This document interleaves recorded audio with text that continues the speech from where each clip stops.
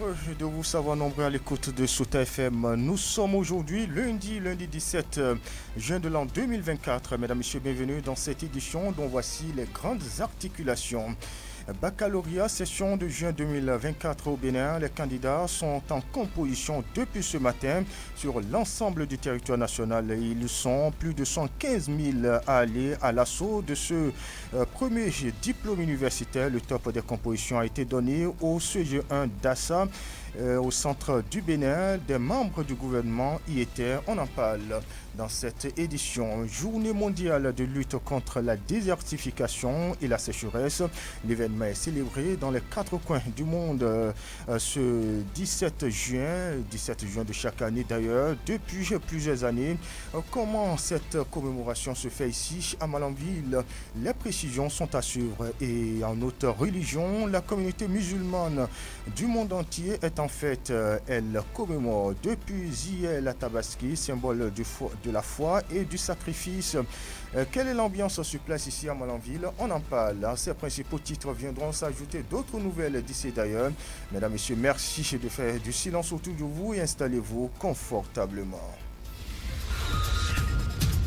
Sota Midi Magazine, le point de l'actualité de la journée sur ta radio. Sota FM, c'est maintenant et tout de suite.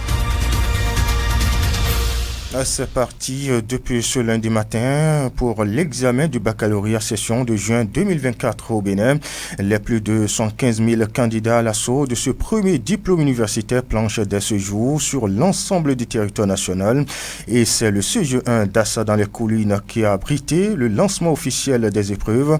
Les ministres Yves Kouaro-Chabi du secondaire et Léonore Yahi Ladécan du supérieur, accompagnés des autorités communales et départementales, ont donné le top des épreuves. Motif de satisfaction pour Yves Kouaro-Chabi, ministre des enseignements secondaires, techniques et de la formation professionnelle. On l'écoute. Ma collègue et moi-même avons été dépêchés par le gouvernement et son chef, le président Patrice Talon, pour lancer le baccalauréat. C'était un exercice que nous faisons tous les ans et nous avons choisi cette année de venir pratiquement au centre du Bénin, le CG1 d'Assa Zobé. J'ai constaté un centre très propre. J'ai constaté que les enfants sont déjà en salle depuis déjà 7h30. Les surveillants déployés, donc sur le plan organisationnel, nous sommes vraiment satisfaits. Alors, par rapport aux candidats eux-mêmes, je suis très serein parce que nous avons eu une très bonne année scolaire, une année qui n'a pas été perturbée, une année où les cours se sont déroulés normalement. Les programmes d'études ont été achevés à 100% dans tous les collèges et lycées. Et donc, normalement, on devrait avoir de très bons résultats. Les compositions ont donc bien démarré selon la délégation du gouvernement. De l'ambiance dans les centres de composition à la sérénité des candidats dans les salles d'examen en passant par l'engagement de l'équipe de supervision. La délégation constate avec satisfaction le bon démarrage des épreuves. Éléonore Ladécan Yahi, ministre de l'enseignement supérieur. Nous avons pris le pôle au niveau de l'équipe de supervision. Et nous avons pu constater la présence de tous ceux qui ont été invités pour superviser et surveiller les épreuves. Nous avons constaté également que tous les candidats sont en salle. Le temps est serein, le préfet est avec nous, le maire est avec nous. Nous avons beaucoup de personnalités qui se sont intéressées à la chose pour s'assurer de ce que les intrants mis en place par le gouvernement sont vraiment en train de vouloir produire leurs bons fruits. Nous pouvons retenir donc globalement, comme vous avez pu le constater, cet examen édition 2024 concerne 75 373 candidats, dont 32 937 filles et contre 77 564 l'année dernière, ce qui affiche une diminution de 2191 candidats. Vous le savez très bien, nous avons procédé à un assainissement du système de sorte que les intrants puissent servir à ceux qui sont réellement préparés à cet examen. On connaît donc cette année une légère baisse du nombre de candidats au baccalauréat comparativement à celui de l'année dernière. Tout en apportant des explications qui motivent cette chute, la ministre de l'Enseignement supérieur lève un coin de voile sur les nouvelles orientations du gouvernement béninois, lesquelles orientations font la promotion des matières scientifiques et techniques. Éléonore Ladécan Yahi. Le gouvernement fait un choix d'accompagner les candidats, les élèves qui s'intéressent à ces filières pour pouvoir leur assurer beaucoup de débouchés. Ça ne veut pas dire que les autres filières sont inutiles, pas du tout. C'est justement pour mieux équilibrer les filières et aller vers les filières techniques et qui doivent pouvoir alimenter les écoles de métiers que le gouvernement a mis en place cette stratégie. Cette stratégie a donné ses fruits en ce sens que pour les filières scientifiques, nous avons constaté que 32 708 candidats sont inscrits et représentent 43,39%. C'est une grande évolution depuis 2020. On avait commencé avec des taux qui titillent autour de 32%, 30%. Nous en sommes à 43,39%. Avec ce bond, je vous assure que c'est un bond évolutif compte tenu de tout ce que nous avons mis en place pour accompagner les apprenants et leur permettre de faire un choix judicieux. Quant aux filières techniques, il y a 2169 au début de ces années-là. Cette année, nous sommes à 6590. Vous constatez également avec moi ce bond terrible au niveau des filières techniques. Ça augure d'un bon lendemain pour nos apprenants qui vont se diriger vers les lycées techniques, les écoles métiers que le gouvernement est en train de mettre en place avec les diligences de monsieur le ministre en charge de la formation professionnelle. Baccalauréat toujours, cette fois au plan local. Ils sont au total 301 candidats inscrits au niveau du centre de composition du collège d'enseignement général 1 de Malanville, reparti dans 11 salles de composition. Et c'est le premier adjoint au maire de Malanville, accompagné du secrétaire exécutif, qui a procédé au lancement des épreuves. Après cet acte, Seydou Moussa a exprimé ses impressions. On l'écoute. C'est le premier diplôme universitaire qui donne accès à l'université à nos enfants. Et je suis confiant que après 5 mois et après les efforts de leurs professeurs qui ont bien su les gérer, que nos enfants vont réussir. Et on aura un taux de réussite très important par rapport aux autres années ici à Malanville. Quant aux enfants, je viens de leur prodiguer des conseils. Ils n'ont qu'à se concentrer au maximum. Il n'y a rien de magique. C'est ce qu'ils ont eu à apprendre durant de longs mois qu'ils vont voir. Ils n'ont qu'à persévérer, se concentrer au maximum pour pouvoir réussir. Le premier agent au maire de Malanville n'a pas manqué de rappeler aux surveillants de classe le rôle qui les incombe pour un meilleur déroulement et un meilleur rendement à cet examen national. Extrait des propos de Seydou Moussa. Les parents d'élèves, il faut que je les remercie pour avoir assisté, appuyé nos enfants durant ces longs mois pour qu'ils puissent venir aujourd'hui se présenter. Mais le satisfecit, c'est apporté à l'endroit des enseignants. Durant de longs mois, ils sont sacrifiés pour donner une bonne éducation, pour donner des cours à nos enfants. Donc il faut que je les remercie pour dire qu'ils n'ont qu'à continuer dans cette lancée-là pour qu'au niveau communal, pour qu'on puisse encore rehausser le niveau de l'enseignement. Les surveillants sont sereins. J'en appelle à ce qu'ils fassent leur travail correctement, qu'il n'ait pas tricherie pour de meilleurs résultats. Je voulais annoncer en titre Journée mondiale de lutte contre la désertification et la sécheresse. L'événement est célébré dans les 4 coins du monde le 17 juin de chaque année depuis plusieurs années. Cette commémoration permet de sensibiliser le public aux efforts internationaux. C'est aussi l'occasion de rappeler au public que la neutralité dans la dégradation des terres est bien possible. Ainsi, la mairie de Malanville a marqué cette célébration par une cérémonie simple de mise en terre de 30 plants de différentes espèces en présence des autorités communales, les agents des eaux, forêts et chasses de la commune et plusieurs autres acteurs. Je vous invite à suivre un extrait des propos du secrétaire exécutif de la mairie de Malanville, Olivier Aloukoutoué.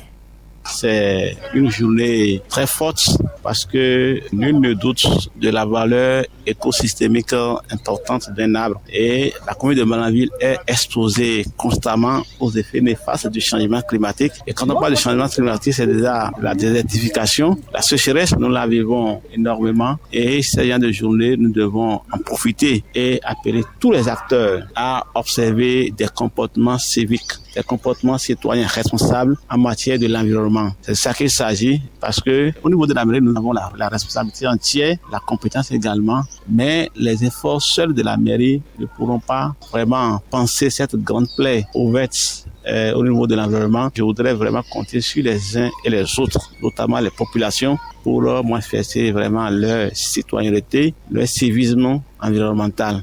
Cette activité est appuyée par le projet WAP Dorsal qui intervient dans 4 pays, notamment le Bénin, le Niger, le Nigeria, le Burkina Faso. Et dans le cadre de la mise en œuvre de ce projet, la question de la protection de l'environnement est prise en compte, tel que nous l'explique Younous Balogun, il est coordonnateur du projet WAP Dorsal Nord. Dans le cadre de notre projet, nous avons des contraintes, nous avons des devoirs vis-à-vis de l'environnement et c'est dans ce cadre que nous sommes venus reboiser, implanter quelques plantes. Je crois que mes impressions sont bonnes, l'environnement est pris en compte et je crois que il faut encourager ces genres d'initiatives, redynamiser vraiment cette activité-là. Ne pas, si possible, ne pas forcément attendre cette journée parce que nous avons vu Malanville. Malanville est notre chère ville qui est proche, je dirais, qui fait frontière déjà à la zone sahélienne, pour ne pas dire déjà un peu sahélien. Nous devons redoubler d'efforts et redynamiser cette journée-là afin que ça ait son écho au niveau de la population. À présent, à cette cérémonie, le responsable aux forêts chasse de la session communale de Malanville profite de notre canal pour laisser le message que voici aux populations de Malanville afin de préserver l'environnement des effets néfastes des changements climatiques. Placide Tchemagnon, qu'on écoute. Toute la communauté entière célèbre cette journée. Ce n'est pas seulement Malanville seul, mais comme nous, on est au niveau communal, on a choisi le site de la mairie ici pour célébrer la dite journée en collaboration avec les autres. C'est pourquoi notre présence ici est justifiée aujourd'hui. Aujourd'hui, nous avons mis de façon symbolique 4 espèces d'arbres, dont le Mélina arborea. Il y a le Azadiraka indica, ce que vous appelez le Nîmes, Terminalia mentali, ce que vous appelez dans votre jargon ici, arbre à étage, et le Kaya sénégalensis, la population de Malanville. Nous les invitons à nous emboîter le pas. Le reboisement n'est pas la chose seulement des forestiers. La lutte contre la désertification et la sécheresse n'est pas seulement la chose des forestiers ou ni seulement la chose de l'équipe communale. Elle nous concerne tous parce que nous vivons les réalités de cette désertification et de cette sécheresse. Placide Tchemagnon, responsable aux forêts chasse de la session communale de Malanville. Cette édition se poursuit, mesdames et messieurs, on marque une pause, on se retrouve après pour la suite. Sota Info Midi, le point de l'actualité sur ta radio. Parlant religion à présent, célébration de la fête de Tabaski, les fidèles musulmans du département de Lomé ne sont pas restés en marge de l'événement. Ils ont également commémoré hier dimanche 16 juin l'Aïd el-Kébir. Suivons cette correspondance de Firmé Assoba depuis Porto-Novo. Allahu Akbar. La ilaha illallah. Comme l'exige le Saint-Coran dans la commune d'Avrankou, les fidèles musulmans ont commémoré l'édition 2024 de la fête de la Tabaski à la mosquée centrale de Malé-Gbakpo. Ils sont nombreux, ces fidèles, venus de tous les coins pour magnifier Allah le miséricordieux pour ses nombreuses grâces et bénédictions. Pendant environ un quart d'heure, l'imam célébrant a rappelé l'utilité de cette célébration avant d'inviter la communauté musulmane au respect respect des préceptes de l'islam. Après la prière de l'Aïd Kébir, une bête a été immolée en guise de sacrifice selon les recommandations du Saint-Coran.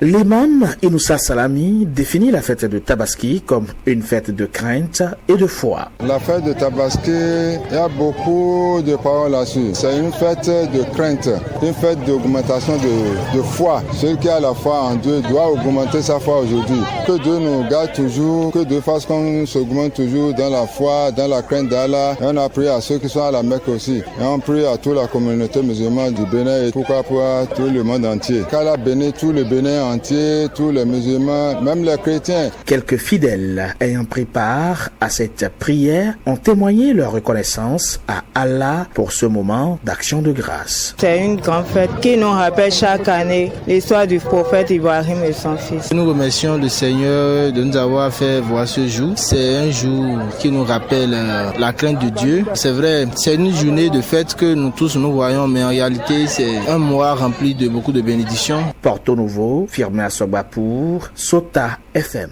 Merci à vous, Firmé Assogba, depuis chez la capitale béninoise.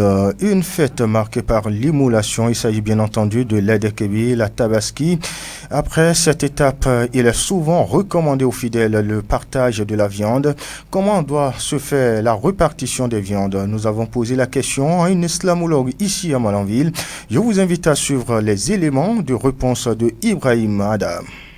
Cette viande-là, l'islam a voulu de nous que ça soit réparti en 3 parties. Une partie dans ta maison, la famille, toi-même en question, vous gardez. La seconde partie, tes voisins. Ces voisins-là, même les non-musulmans, c'est la bonne courtoisie de l'islam. Même les non-musulmans, vous pouvez les donner pour leur prouver que vous êtes dans votre fête. Cette fête-là, ça doit envahir tout le monde. La troisième partie maintenant, tu as des camarades, tu les envoies. Mais cela ne veut pas dire, si ça n'a pas été reparti par les 3 parties, ton aumône n'est pas exaucé. Non, tu peux garder le tout et manger, il n'y a pas de problème. Il est bon, il est meilleur que ça se fait en 3 parties. Pendant ces 4 jours de sacrifice, Dieu nous dit dans le Saint-Coran, faites beaucoup de zikri, fi ayyamin ma'doudat, dans les journées comptables, de faire beaucoup et surtout même pour chaque prière obligatoire. Avant que vous ne vous dispersiez dans la mosquée, avant que vous ne vous dispersiez dans vos lieux de prière, prenez 2, 3, 4 à 5 minutes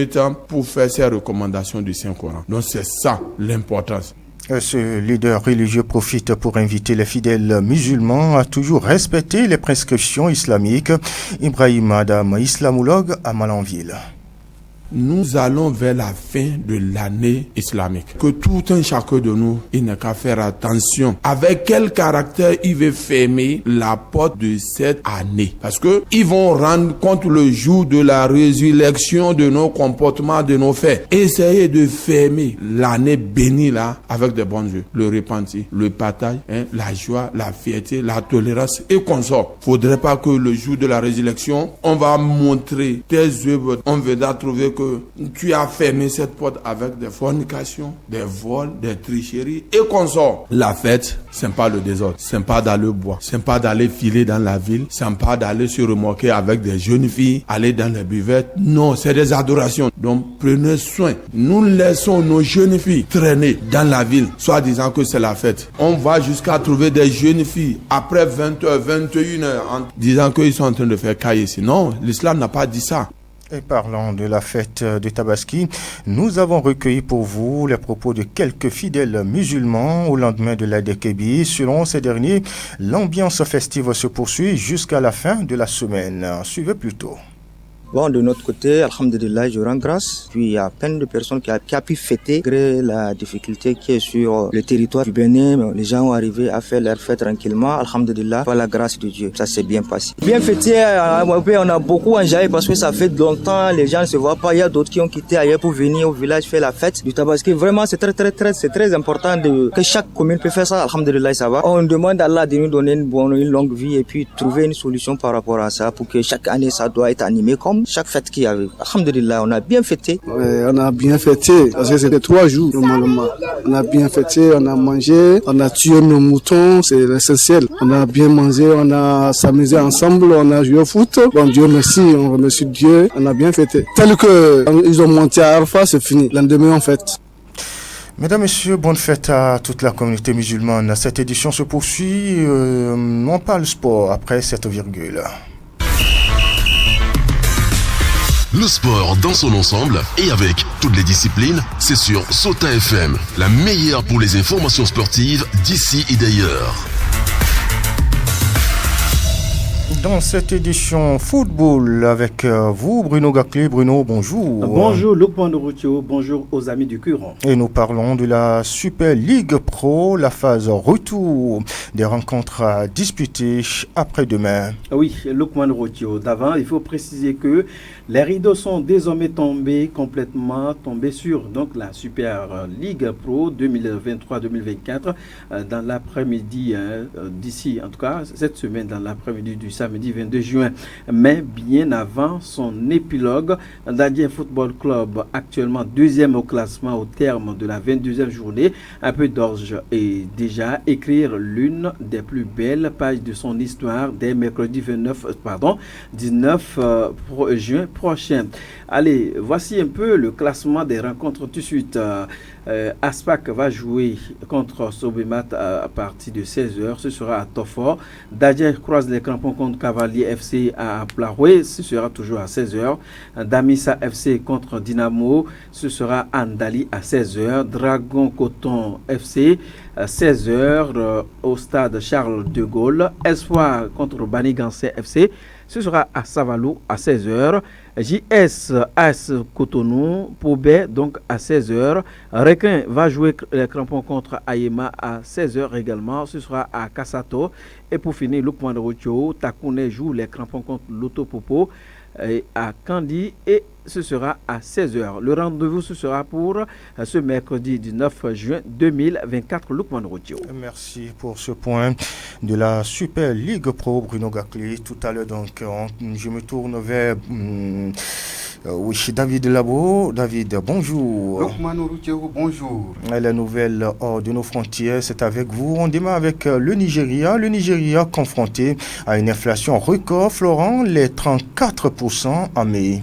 Effectivement, Lukman Routio, le Nigeria, dans son récent rapport sur les perspectives économiques globales, la Banque mondiale met en doute la stratégie de la Banque centrale du Nigeria qui a ajusté à plusieurs reprises ses taux d'intérêt qui sont passés de 22,15% en février 2024 puis à 26,25% en mai 2024.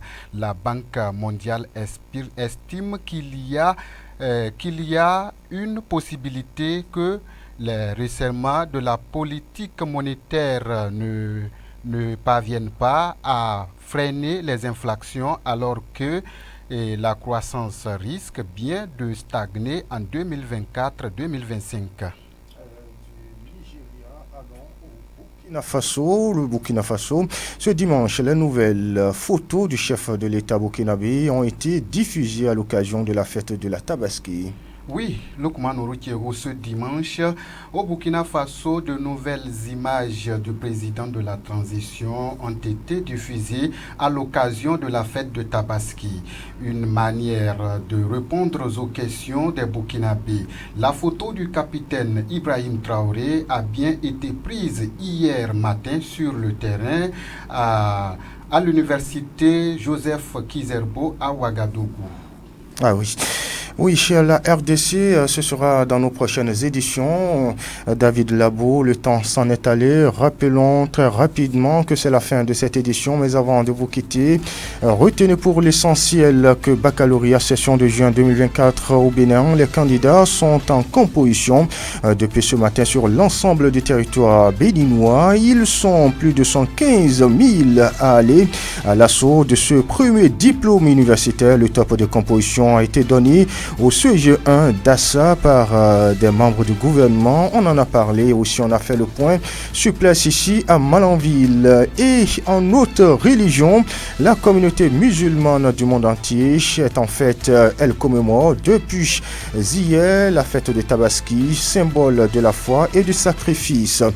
Et l'ambiance pendant cette fête vous a été servie. Et puis, cette nouvelle journée mondiale de lutte contre la désertification et la sécheresse, l'événement est célébré dans les 4 coins du monde le 17 juin de chaque année depuis plusieurs années. Aujourd'hui encore, la mairie de Malanville a commémoré l'événement. Voilà ce qui a meublé cette édition il y a quelques instants. Les nouvelles sportives, aussi les nouvelles hors de nos frontières avec Bruno Gaclé, David Labo. L'info reste en continu sur Sota FM en direct chez vous. Je suis Loukman Worocheou. J'ai bénéficié de la collaboration technique de Doko Aboubakari. À l'édition, il s'appelle Ousmane Tinouala. L'info reste en continu sur nos antennes. Portez-vous bien. Au revoir. C'était Sota Midi Magazine, le rendez-vous informatif de la mi-journée sur Sota FM, la radio de l'espoir. Merci pour votre fidélité.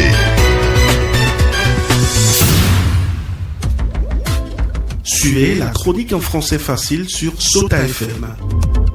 La chronique en français facile sur Sota FM. Alassane Sani Bio.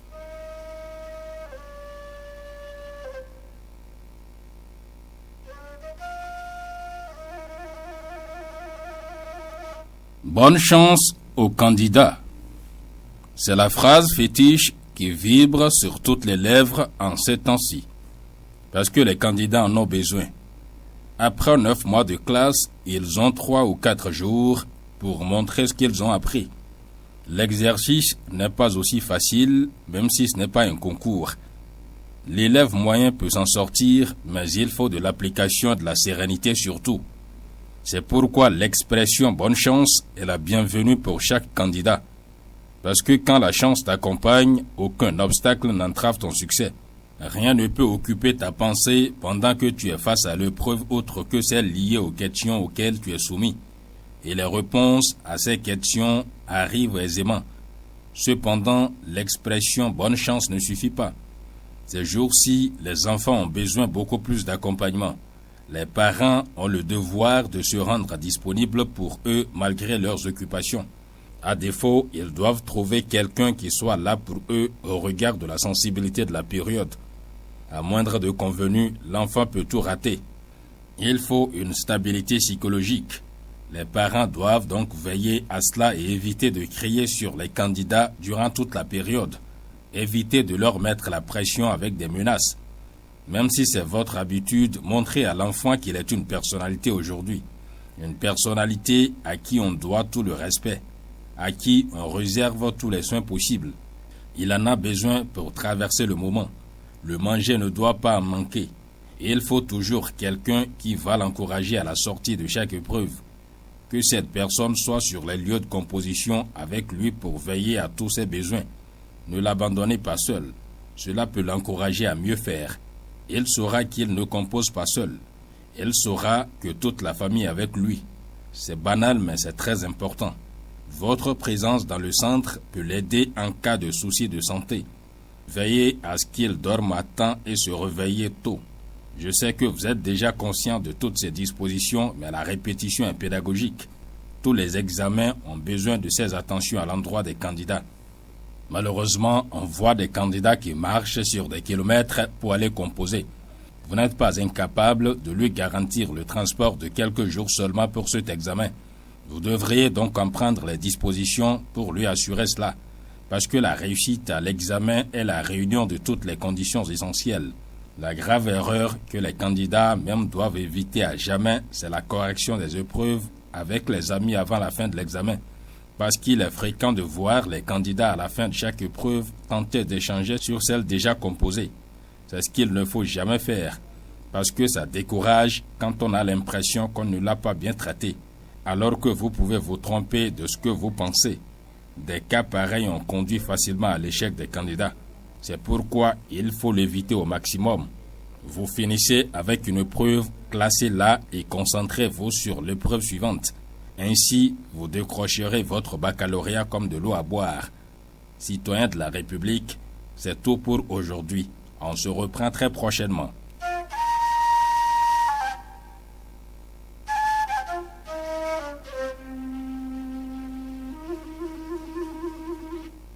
C'était la chronique en français facile sur Sota FM.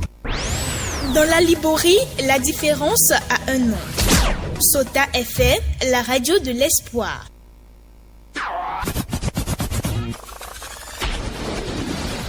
La pub sur la radio Sota FM, c'est maintenant et tout de suite. Eh bien, très bonne nouvelle, nous avons des gagnants dans nos murs. Il s'agit bien sûr de M. Marius à Classato qui remporte au Loto Fortune 1 million de francs CFA. Merci de l'ovationner quand même, c'est un millionnaire. Merci de nous rejoindre, M. Marius.